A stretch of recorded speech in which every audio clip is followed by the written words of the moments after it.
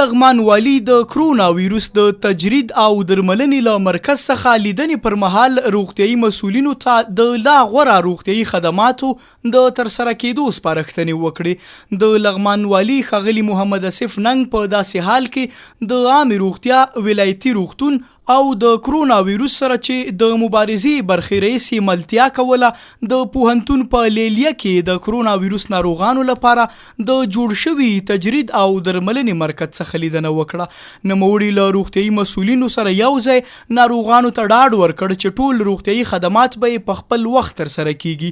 والي ننګ د عامې روغتیا مسؤلینو ته سپارښتنه وکړه چې په یاد مرکز کې د بستر ناروغانو د معالجې په موخه دي هر اړخیزه هڅې ترسره کړي ترڅو دوی بیرته خپل پخواني حالت ته وګرځي او له یاد مرض څخه نجات ومومي. حاجي شاه محمود په نامه د ما مشر ورور ده تقریبا د 50 کلو ده همدغه کرونا ده او شکر هم و نو هغه یو څو ورځې مې کور کې ساتلی او لکه مې ولد مې چې دلته راوړل ډېر ښه نظافت ده ډېر ښه خدمات دي او موږ ترې راضي یو خاصتا د